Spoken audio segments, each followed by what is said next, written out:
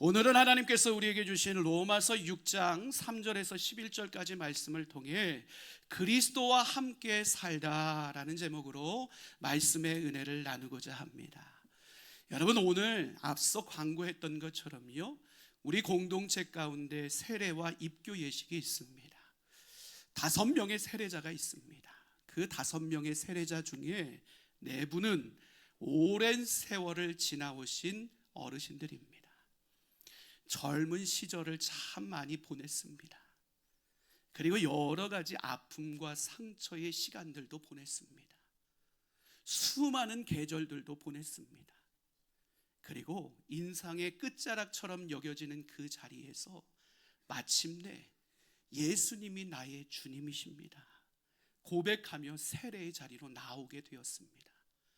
지난 주일 제가 어르신들과 문답하면서요, 어르신들이 계속해서 동일하게 답변하시는 내용들이 있었어요. 그것이 무엇인 줄 아세요? 목사님, 이제 예수님과 평생 동행하고 싶습니다. 그 인생의 끝자리에서 천국의 기쁨을 온전히 소유하길 원합니다. 이것이 어르신들의 믿음의 고백이었습니다.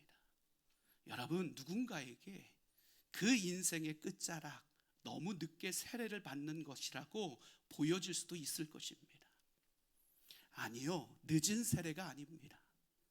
하나님께서 가장 아름다운 때에 그분들에게 은혜의 자리를 허락해 주신 줄 믿습니다. 여러분, 또한요, 한 청년이 세례를 받게 됩니다. 이 청년이 세례를 받는 것에 있어서요, 아버지의 긴 기도의 눈물의 시간이 있었습니다. 이 사랑하는 딸이요, 하나님 앞에 복음 앞에 서기를 위해서요, 아버지가 포기하지 않습니다. 끝까지 인내하며 사랑을 실천했습니다. 그 사랑의 실천과 기도가 열매 맺어서 한 청년이 내 인생의 주님은 예수 그리스도이십니다 고백하는 세례의 자리에 서게 되었습니다. 그뿐만이 아닙니다. 6명의 고등부 친구들이 입교의 자리에 서게 됩니다.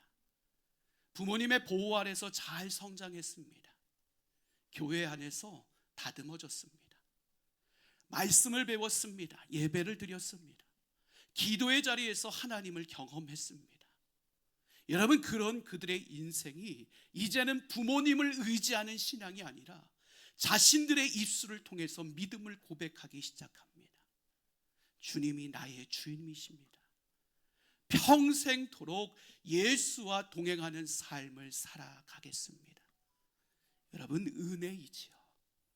여러분, 그렇다면 세례와 입교자들, 아니 우리 모두를 은혜의 자리로 초대하고 있는 예수님이 우리에게 마련해 주신 세례, 그 세례의 의미는 무엇입니까? 여러분, 세례는 단순한 종교 의식이 아닙니다. 세례는 그리스도와의 연합입니다. 그리스도와 함께 죽고 그리스도와 함께 사는 놀라운 은혜의 역사, 여러분, 그것이 바로 세례입니다. 특별히 오늘 사도 바울은 본문 말씀을 통해서 그 세례받은 자의 삶의 모습이 어떠한 것인지를 우리에게 분명하게 전하고 있습니다. 그래서 오늘 우리는 주신 말씀을 통해서 세례받은 자의 정체성이 무엇인가에 대해서 크게 3가지로 함께 말씀을 묵상하고자 합니다. 첫 번째, 세례받은 자의 정체성은 이것입니다. 우리 함께 읽겠습니다. 우리는 그리스도와 함께 죽은 사람입니다. 여러분, 이것이 첫 번째 세례받은 자의 정체성입니다. 우리는 그리스도와 함께 죽은 사람입니다. 여러분, 이것에 대해서 사도 바울은 3절에서 이렇게 말씀합니다. 함께 읽겠습니다. 무릇 그리스도 예수와 합하여 세례를 받은 우리는 그의 죽으심과 합하여 세례를 받은 줄을 알지 못하느냐. 아멘. 여러분, 사도 바울은 세례를 설명하면서 가장 먼저 예수 그리스도의 죽음에 대한 이야기를 꺼내들고 있습니다. 그 이유가 무엇일까요? 세례라는 것은 단순히 죄를 씻는 행위가 아니라 우리의 삶 전체가 예수 그리스도에 참여하는 위대한 사건이기 때문에 그렇습니다. 그렇다면 오늘 우리가 세례에 참여함으로 말미암아 우리의 삶에 무엇이 죽어지는 것입니까? 죄의 종로로 타던 우리의 옛사람이 죽는 것입니다. 세례를 받으면서 우리가 무엇이 죽어지는 거예요? 내가 내 삶의 왕노릇 하던 그와 같은 삶이 죽어지는 것입니다. 세례를 통해서 또한 우리의 무엇이 죽어지는 거예요? 오늘 하나님은 상관없습니다. 나는 내 뜻대로 내 마음대로 충분히 살아갈 수 있습니다. 생각했던 나의 교만한 자아가 죽어지는 자리가 바로 세례라는 자리입니다. 여러분, 세례를 통해서 여러분이 그리스도와 함께 죽었다는 사실 여러분 믿으십니까? 안 믿으세요? 여러분, 사도 바울은 이 부분을 강조하기 위해서요 어떤 내용으로 말씀을 인용해요? 오늘 4절에 보니까요 더 강한 의미로 우리에게 뭐라고 이야기를 합니까? 우리가 세례를 받음으로 말미암아 그와 함께 장사 지내게 되었다라고 이야기를 해요. 여러분, 장사되었다라는 것이 말이 무엇을 의미하는 거예요? 모든 것이 끝났다라는 거예요. 옛사람의 자리로 다시 돌아갈 수 있는 통로가 단절되었다라는 의미입니다. 무엇을 이야기를 하는 거예요? 죄의 지배를 받는 시대가 우리 안에서 끝났다는 거예요. 내가 왕노릇하던 시대가 우리 안에서 끝났다라는 것입니다. 어디 안에서 이 모든 것이 끝나버렸습니까? 십자가 안에서 끝나고 세례의 은혜 가운데 이 모든 것이 끝나버렸다는 사실입니다. 즉 세례라는 것은 무엇이에요? 오늘 내 삶의 중심과 주인을 바꿔버리는 놀라운 은혜의 역사가 세례라는 것입니다. 그렇다면 이 은혜의 역사가 오늘 우리들의 삶의 자리 가운데 어떤 실제적인 변화를 만들어내는가? 여러분, 한국교회사 가운데요 이런 유명한 일화가 있습니다. 여러분도 한번 들어보셨을 것 같은데 띄워주세요. 이왕 띄우셨으니까. 김익두 목사님 여러분 알고 계세요? 여러분, 이 김익두 목사님이요 훗날 엄청난 부흥 강사로요 이 땅의 복음의 열매를 풍성하게 맺는 일에 엄청나게 귀하게 쓰임 받습니다. 근데 이 목사님이 예수 그리스도를 만나기 이전의 삶이 어땠느냐? 술과 폭력으로 가득했습니다. 성격이 얼마나 괴팍했는지요 주변 사람들이 김익두 목사가 출연하면, 이분이 출연하면 두려움에 떨 정도였습니다. 그런데 그가 복음을 들었어요. 예수를 주로 고백했습니다. 세례를 받았습니다. 그리고 나서 김익두 목사가 주변 사람들에게 뭐라고 이야기를 한 줄 아세요? 김익두는 오늘로 죽었다 고백했습니다. 김익두는 오늘로 죽었다. 이름 석자가 사라졌다는 것을 의미하는 것이 아니에요. 예전의 김익두가, 죄의 지배를 받던 김익두가, 욕망과 욕심에 사로잡혀 살아갔던 김익두가 예수의 십자가에 못 박혀 철저히 죽었음을 온 사람들에게 선포했던 것이었어요. 사람들이 의심했어요. 아니, 그렇게 무지막지한 사람이 한순간에 변화할 수 있다고. 사람들이 일부러 가서 시비를 걸어요. 모함을 해요. 돌을 던지기까지 해요. 그런데 꿈쩍하지 않아요. 화낼 수 있는 힘이 사라졌기 때문이 아니에요. 주인이 바뀌었기 때문입니다. 죄의 지배를 받던 그 인생이, 욕망의 이끌림을 받던 그 인생이, 폭력으로 자기의 못다함을 드러내길 원했던 그 인생이 예수 그리스도 안에 철저히 죽어지기 시작했을 때 그 삶이 변화되어지는 놀라운 은혜를 맛보게 되었다라는 사실이에요. 여러분, 이것이 바로 사도 바울이 오늘 본문에서 우리에게 이야기하고 있는 죽음의 의미인 거예요. 물론 우리가 그리스도와 함께 죽었다고 해서 우리의 삶의 자리 가운데 모든 유혹이 사라지는 것은 아닙니다. 세례 받은 자도 흔들릴 수 있습니다.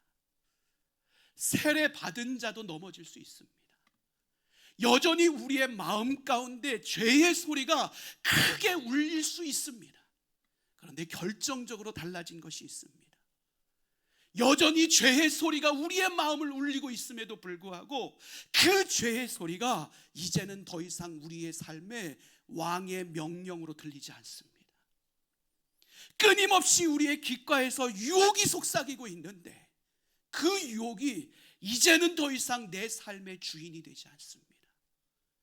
이전에는 화가 나면 화가 나는 대로 반응했고, 욕심이 불같이 일어나면 욕심이 이끄는 대로 끌려갔던 것이 내 인생인데 이제는 멈춰설 수 있게 되었습니다. 그리고 세상을 향해 당당하게 선포할 수 있게 되었습니다. 나는 죄에 속한 사람이 아니다. 나는 그리스도께 속한 하나님의 자녀가 되었다. 뭐라고요? 나는 죄에 속한 사람이 아니라 그리스도께 속한 하나님의 자녀가 되었다. 사랑하는 성도 여러분, 오늘 우리는 그리스도와 함께 죽은 사람들입니다. 옛 주인에게 대해서 죽은 사람입니다. 죄의 지배에 대해서 죽은 사람입니다. 내가 왕노릇하던 삶에서 죽은 사람입니다. 죄에게 다시 우리의 삶의 공간을 내어주지 않는 우리가 될 수 있기를 간절히 소망합니다. 죄악한 습관 가운데로 다시 돌아가지 않는 우리가 될 수 있기를 간절히 소망합니다.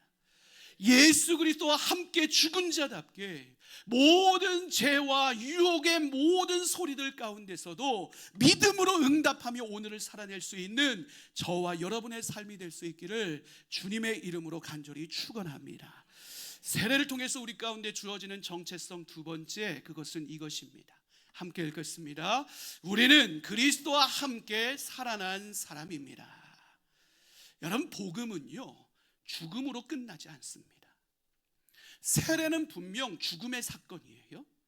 그런데 동시에 어떤 사건이에요? 부활이 시작되는 사건입니다. 그래서 오늘 사도 바울은 4절 하반절에서 우리에게 이렇게 고백합니다. 함께 읽겠습니다. 이는 아버지의 영광으로 말미암아 그리스도를 죽은 자 가운데서 살리심과 같이 우리로 또한 새 생명 가운데서 행하게 하려 함이라. 아멘. 여러분, 이 본문을 통해서요 사도 바울은 하나님의 놀라운 진리를 우리 가운데 선포합니다. 그 진리가 무엇이에요? 예수 그리스도는 죽은 자 가운데서 살아나셨다는 부활의 진리를 우리에게 전하고 있습니다.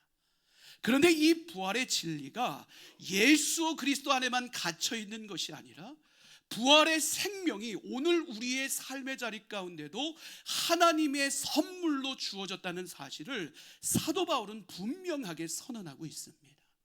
즉 하나님의 은혜로 말미암아 예수 그리스도와 함께 죽은 사람이라면 반드시 예수 그리스도와 함께 다시 살아나는 기적을 경험할 수 있다는 사실입니다. 여러분 믿으십니까? 여러분, 사도 바울은 이것을 강조하기 위해서요 5절에서 연합이라는 단어를 꺼내듭니다. 여러분, 무엇을 이야기를 하는 거예요? 우리의 삶이 그리스도와 분리된 채 저 멀리서 그리스도의 행하는 모든 일들을 관람하는 삶이 우리의 삶이 된 것이 아니라는 거예요. 우리의 삶은 어떤 삶이라는 거예요? 예수 그리스도의 죽음이 나의 죽음이 되는 삶, 예수 그리스도의 부활하심이 나의 생명이 되는 삶을 살아가고 있는 것이 오늘 우리의 삶의 본질적인 모습이라는 거예요. 여러분, 이것이 바로 복음이 우리에게 주는 놀라운 은혜입니다. 그렇다면 예수 그리스도 안에서 우리가 다시 살아났다는 것, 이것은 우리의 삶에 실질적으로 적용할 때 어떤 영향력을 우리의 삶에서 행사하는 거예요? 우리의 무너진 인생 가운데 우리를 다시 세우는 능력이 부활의 능력이라는 거예요. 오늘 실패한 자리에서 다시 시작하게 하는 능력을 주는 것이 부활의 능력이라는 거예요. 오늘 우리가 낙심하고 있던 그 자리에서도 새 길의 문을 열고 그 길을 향해 달려나갈 수 있는 힘을 주는 것이 바로 부활의 능력이라는 사실입니다. 여러분, 신앙생활 잘 하던 청년이 있었어요. 이 청년이요 어느 순간부터 교회와 멀어졌어요. 예배를 잘 안 드려요. 기도를 잘 하지 않아요. 믿음의 동역자들과 관계도 흐려져 버렸어요. 세월이 꽤 지났어요. 그리고 그의 마음에 드는 생각이 있어요. 너무 많이 지나왔네. 하나님께 돌아갈 수 없겠지. 하나님이 나에 대해 많이 실망하셨을 거예요. 그런 그의 인생을 하나님 내버려 두지 않으셨어요. 어느 날 갑자기 성령 하나님께서 마음에 감동을 주셔요. 자신의 의지와 상관없이 발걸음이 교회를 향했어요. 맨 뒷자리에 앉았어요. 찬양을 하겠습니까? 입술이 열려지지 않아요. 기도 시간이 됐는데 오히려 입술을 더 굳게 닫게 돼요. 그런데 말씀 시간에 성령 하나님께서 그에게 감동을 주세요. 그 말씀의 한 문장이 그의 마음 깊은 곳에 새겨지기 시작했어요.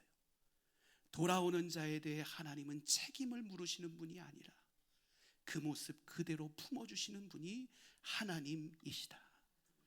이 문장이 그의 가슴에 새겨지기 시작했을 때 펑펑 울기 시작합니다. 그리고 하나님 앞에 기도합니다. 주님, 제가 다시 시작할 수 있겠습니까? 오늘 하나님께서 이 청년의 기도에 복음으로 어떤 응답을 하세요? 그래, 다시 시작할 수 있어 라고 말씀하세요.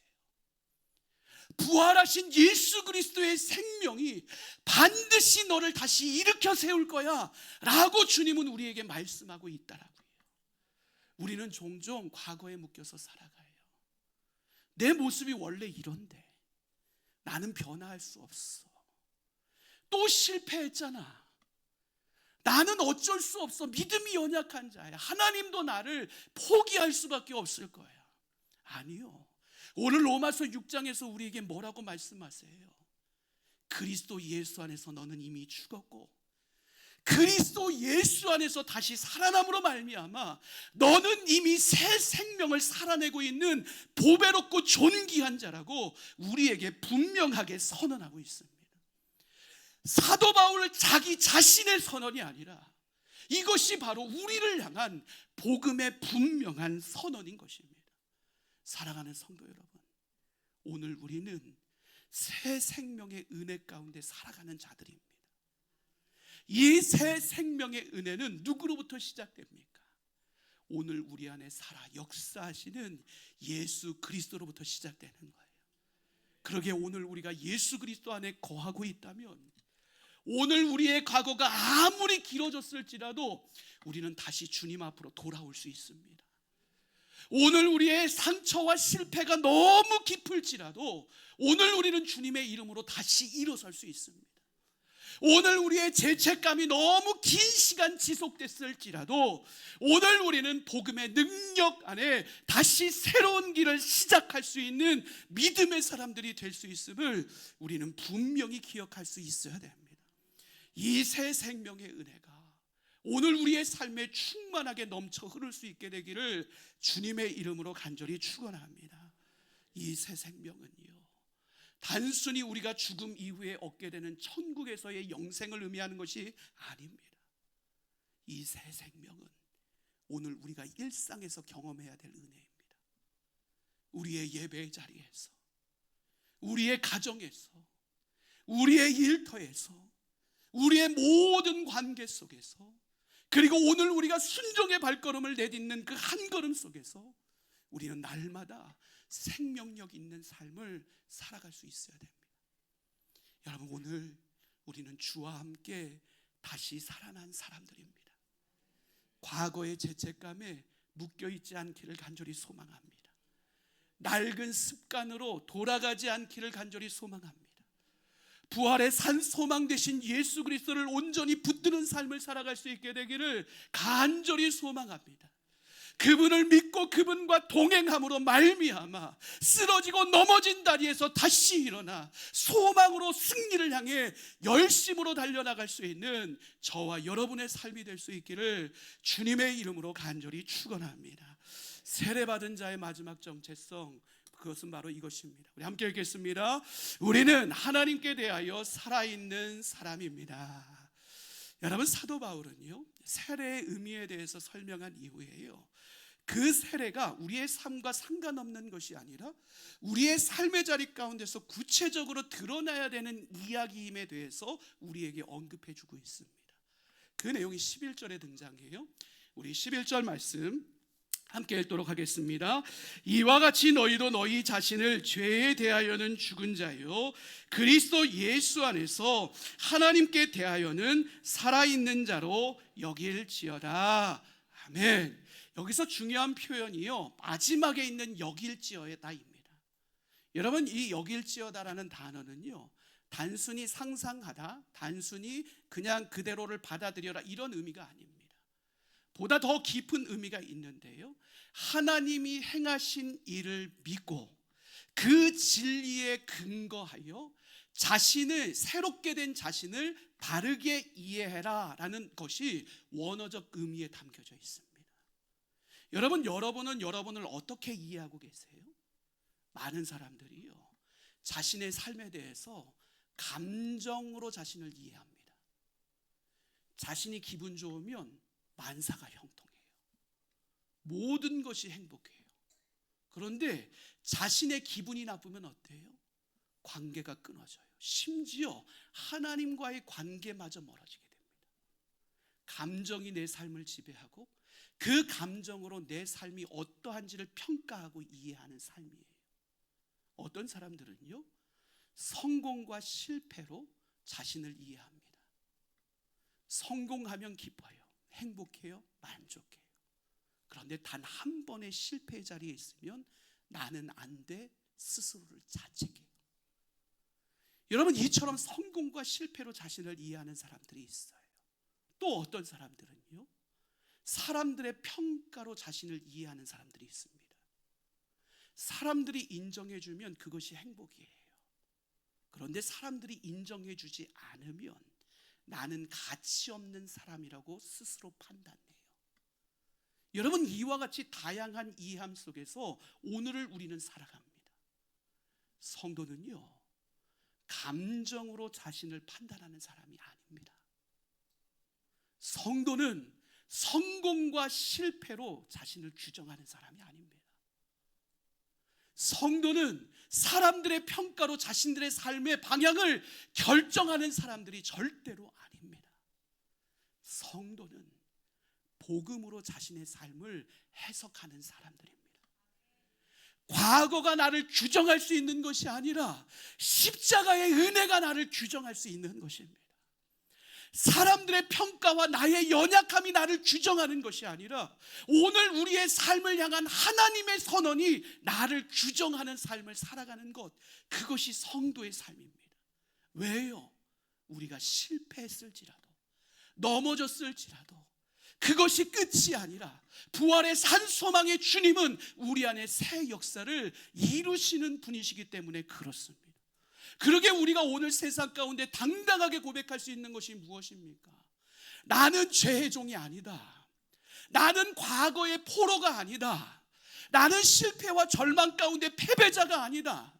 나는 하나님에 대하여 살아있는 자다. 우리는 당당하게 고백할 수 있는 것입니다. 그렇다면 오늘 우리의 삶이 하나님께 대하여 살아있다는 것은 무엇을 의미합니까? 예배 가운데 예배 잘 드리면 하나님께 살아있는 것입니까? 주일 오전 시간만 그리스도인으로 살아내면 하나님께 대하여 살아있는 자입니까? 아니요. 하나님께 대하여 살아있는 자는 우리의 일상 속에서 매일 매 순간 내가 누구에게 속해 있는지를 인식하며 그 안에서의 삶을 살아내는 것, 이것이 하나님께 대하여 살아있는 것입니다. 제가 예전에 한 집사님과 이런 대화를 나눈 적이 있습니다. 중요한 보고서를 써야 되는 날이었어요. 상사가 다가왔어요. 이 부분만 수정하자. 이 부분 수정하지 않으면 우리 부서에 큰 타격을 입을 수밖에 없어. 집사님 갈등하기 시작했어요. 누가 봐도 그 부분 수정하면요, 부서에 불이익이 생기지 않아요. 아무도 몰라요. 그거 수정하면 모든 관계가 아름답게 이루어지고 그것으로 인해서 자신은 더욱더 칭찬받는 삶을 살아갈 수도 있을 거예요. 고민이 됐습니다. 갈등이 됐습니다. 그런데 내리 속에 지나가는 한 질문이 있었어요. 너 누구에게 속한 자이니? 너 누구에게 속한 자이니? 그 자리에서 견뎌낼 수가 없었어요. 일어나서 옥상으로 달려갔어요. 그곳에서 하나님께 기도했어요. 하나님, 제가 어떻게 해야 될까요? 제가 어떤 결정을 내려야 될까요? 하나님 마음 주셨어요. 자리로 돌아왔어요. 결단하고 수정함 없이 정직함으로 그 모든 보고서를 올렸어요. 쉽지 않은 일이었지요. 그런데 집사님은 너무나도 태연하게 이렇게 이야기를 했어요. 목사님, 저는 큰 일을 한 것이 아닙니다. 그 순간 내가 누구에게 속해 있는지만을 다시 한번 기억했습니다. 하나님께 대하여 살아있는 삶, 그것은 바로 이와 같은 삶입니다. 보고서 한 장을 기록하는 그 자리, 내 주머니에서 돈을 꺼내 사용하는 그 순간, 내 입에서 한마디를 건네는 그 말 한마디, 문제 앞에 놓여있고 두려움 앞에 놓여있고 염려 앞에 놓여있을 때 우리가 어떤 자세를 취하느냐, 이것이 하나님께 대하여 살아있는 자의 삶을 결정하는 기준이 된다는 것, 우리는 절대로 잊지 말아야 됩니다. 세례받은 자도 시험 가운데 빠질 수 있습니다. 입교받은 자도 혼란함 속에 유혹 가운데 흔들릴 수 있습니다. 오래 믿은 사람도 모든 세상의 물결 속에 쓰러질 수 있습니다. 그때에도 우리의 삶의 중요한 것은 내가 누구에게 속해 있느냐, 그것을 분명히 기억하며 살아가는 삶입니다. 사탄은 오늘 우리에게 분명하게 속삭입니다. 너는 여전히 내 거야. 너는 절대로 변화할 수 없어. 너는 반드시 내게로 다시 돌아올 거야. 너는 하나님 앞에 설 자격이 없는 자야. 사탄은 끊임없이 우리에게 이야기를 합니다. 우리는 뭐라고 고백해야 됩니까? 나는 죄 앞에 죽은 자예요. 예수 안에서 하나님에 대하여 살아있는 자입니다. 나는 죄에 속한 존재가 아니라 하나님께 속한 존재입니다. 세상을 향해 분명하게 선언할 수 있어야 됩니다.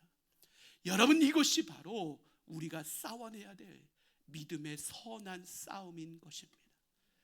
은혜는 우리를 죄의 권세에서 벗어나게 하는 능력입니다.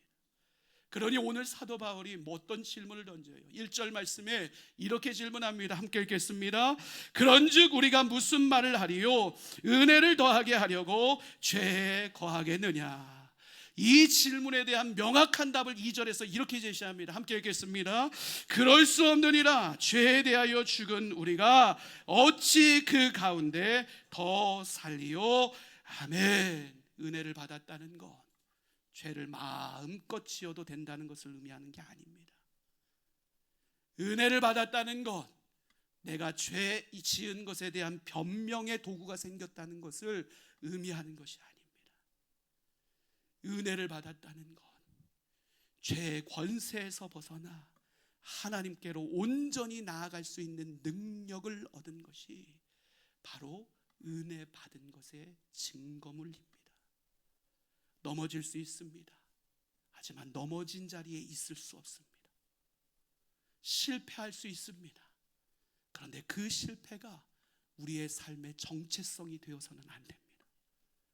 흔들릴 수 있습니다. 그런데 그 흔들림으로 말미암아 우리가 다시 옛사람의 자리로 돌아가서는 절대로 안 됩니다. 사랑하는 성도 여러분, 오늘 우리의 삶의 모습은 어떻습니까? 죄의 죽은 자다운 선택을 하며 오늘을 살아가고 있습니까? 하나님에 대하여 살아있는 자답게 모든 상황과 환경 속에 반응하며 오늘을 살아가고 있습니까? 바라기는 우리 모두의 삶이 죄에 죽고 하나님에 대하여 살아있는 삶을 온전히 주 안에서 살아낼 수 있게 되기를 주님의 이름으로 간절히 축원합니다. 세례는 과거의 추억이 아닙니다. 현재 우리의 정체성입니다. 우리의 정체성이 무엇입니까? 나는 죄에 속하지 않았습니다. 나는 더 이상 과거의 포로가 되지 않습니다. 나는 실패에, 절망에, 두려움에 묶여 있지 않습니다. 나는 예수 그리스도와 함께 죽었습니다. 나는 예수 그리스도와 함께 다시 살아났습니다. 그래서 나는 이제 하나님에 대하여 살아있는 삶을 살아가는 존재가 되었습니다. 여러분, 이것이 바로 오늘 우리의 정체성임을 믿으시기를 바랍니다. 이 정체성은 누구 위에 세워져요? 예수 그리스도 안에서 세워집니다. 예수 그리스도 잘 믿는 그리스도인들 되시기를 주님의 이름으로 간절히 축원합니다. 예수 그리스도의 부활의 산 소망을 붙들고 예수 그리스도와만 동행하는 삶을 살아가는 여러분들의 삶이 될 수 있기를 주님의 이름으로 간절히 축원합니다. 죄가 우리를 부를 때 십자가를 기억하시기를 바랍니다. 낙심이 우리를 붙들 때 부활의 산 소망을 기억하시기를 바랍니다. 내가 누군지, 나의 정체성이 무엇인지가 흐려질 때 절대로 변하지 않는 복음의 진리를 붙드시기를 바랍니다. 그리고 세상을 향해 선포하십시오. 나는 하나님에 대하여 살아있는 자이다. 한번 따라해 보시겠습니까? 나는 하나님에 대하여 살아있는 자이다. 나는 하나님에 대하여 살아있는 자이다. 여러분, 이 믿음의 고백이 우리의 평생의 믿음의 고백이요 선포가 될 수 있기를 간절히 소망합니다. 그럴 때 부활의 산 소망이신 예수 그리스도와 동행함으로 하나님 나라의 살아있는 축복의 역사를 온전히 경험하고 천국의 은혜를 누리며 오늘을 살아가는 저와 여러분의 삶이 될 수 있기를 주님의 이름으로 간절히 축원합니다.